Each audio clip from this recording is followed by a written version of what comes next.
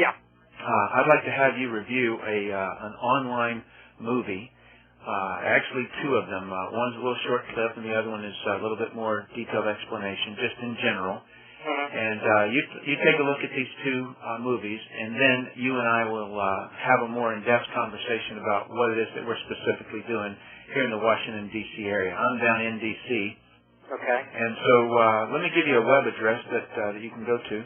Okay. In fact, can you log on right now just to make sure that you do get in? Is that possible, or is it not? Yeah, no, I'm sitting in front of the computer now. So. All right. Well, pull up a pull up a web browser. Okay. And type in www.explorefreedom.com /Trump, Trump, as in Donald Trump. Okay. All right. Tell me if that page comes up for you. Okay, I got it. Tim Sales? Yeah. Okay. All right. So there's my ugly mug there on the right. Okay. On the left-hand side there's one that says learn how the wealthy get that way.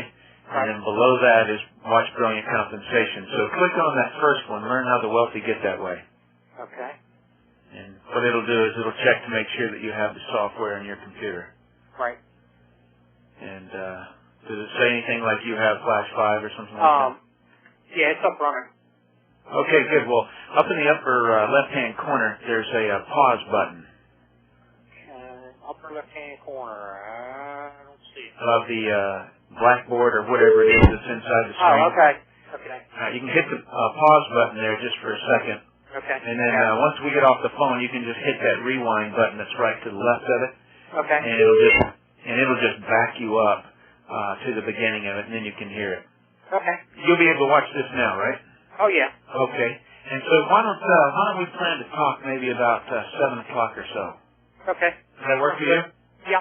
All right. I'll call you back at this number at 7 o'clock. Okay. All right, buddy. Nice talking to you. Thank you very much. You bet. Bye-bye. Bye. Okay, so Vincent has been out of work for a couple of years due to a back injury. He needs a teammate to help him, doesn't he? All right, that concludes the invite section. Let's move to handling questions and objections. Part 4 of the inviting formula is handle questions and or objections. Let's start off with some definitions to make sure we're speaking the same language. The definition to the word handle means to deal with effectively.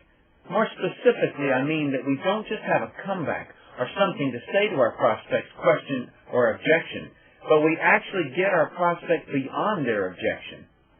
Definition of questions is, of course, something asked. Definition of objections is expressed or unexpressed opposition. Opposition means to be resistant or opposed to. Let me say that more slowly. Expressed or unexpressed opposition. What does that mean? Expressed objection would mean the prospect states what they're opposed to. Unexpressed means the prospect is opposed to something but doesn't state it. Well, just how do you handle an objection you don't even know is there? Well, keep listening. I'll cover that a little later.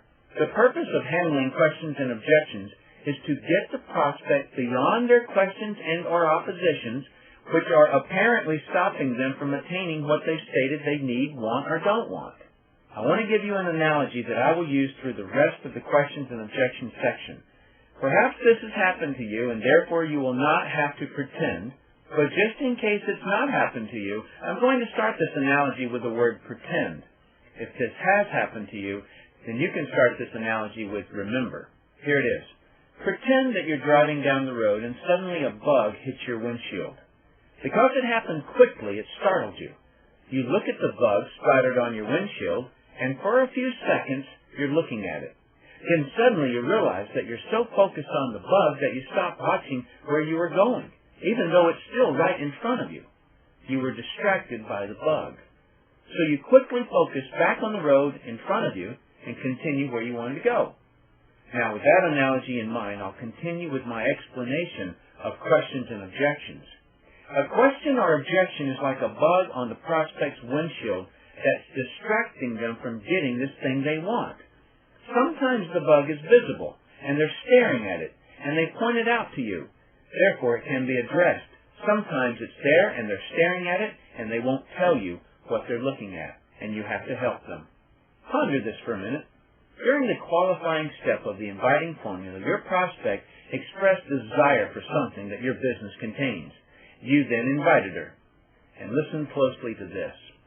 Once invited to actually go after this thing she wants, it is very common for a prospect to shift her focus from the thing she wants onto things that can stop her from getting it. And this is obvious because otherwise she would already have this thing she desires. You may want to pause the tape and ponder that for several minutes because it's the key to effective question and objection handling. Why doesn't your prospect have this thing she wants? There's only one answer. Because she keeps preventing it. How does she do that? She does it by distraction. Simply focusing on something other than the thing she wants. I call this thing a bug. Sometimes they're great big bugs. Other times just tiny gnats. It doesn't matter the size. All that matters is that it's big enough to stop her from having this thing she wants. One could perhaps attempt to argue this out, but all arguments fall quickly to this one statement. Who else is to blame? One can try to put the blame on their spouse, or someone else for that matter, but that's lame. A person being controlled by someone else has to agree to be controlled. How about, I tried that and it didn't work? How is that a self-imposed objection? Well, has it worked for anyone else? Yes? So who caused it not to work? How about, I don't have time? Nice little common objection there. Let's examine this little nugget because that bug stops a lot of people. Let's just get this straight if we can. A person wants something. They say they want it. You show them how they can get it. Then they say, I don't have time.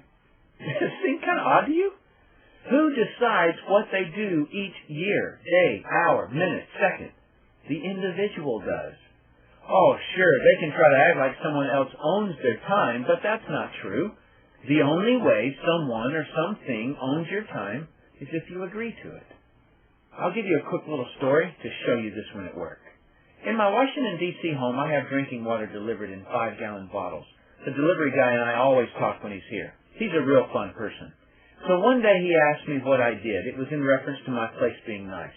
On the day he asked me this, I was trading stocks, and it was quite obvious as it was on my computer screen. Also obvious was my account balance and my earnings. Green numbers meant I made money. Red numbers meant I lost money. I was up about $25 grand on that week's trades. So he's looking at the $25 grand number and he says, you made that? I said, yeah. He asked, over what period of time? I told him that that was this week's profits. I then told him that it's not that difficult, and I pulled out a couple of things and showed him how to do it. Now, I had gone through years of trading and lost well over $1 million to figure out the exact way to make money. So all the hard work had been figured out, much the same way I'm showing you how to invite. All right, so after I tell him very specifically what to do, here's what he said to me. Yeah, but you've got to do that all day. Do you see the bug on his windshield he just decided to focus on? What he makes in a year, I just showed him how to earn in a week. And his immediate response was that I had to watch the stocks all day. Now, can you see that it's his bug? Yes, very obviously so. But can he see that it's his bug? No. That's why you must handle questions and objections. I hear people from the front of the room at events and on conference calls say, just send this being some kind of presentation, out and let those interested contact you back. There's also a bunch of internet systems popping up that claim to do it all for you. That will never work long term. Occasionally you'll get someone that way, but you're missing the majority of people. If it was that easy, your network marketing company wouldn't need you, the professional networker. The company could just buy the addresses of everyone in the country and send that magical tool out and sponsor them. Nope, it doesn't work that way. People have self-imposed bugs that distract them from getting what they want. Otherwise, they would already have it. Your job as a professional networker is to be their teammate and help them get their focus off these bugs that can, have in the past, and will in the future stop them. So that's the first thing you really have to have knowledge of to be a professional networker who can handle questions and objections successfully. This knowledge should also give you enormous compassion and patience with your prospects. The second thing you have to have knowledge of is you mustn't tell the prospect that these objections are self-imposed. Telling them this will rock their boat in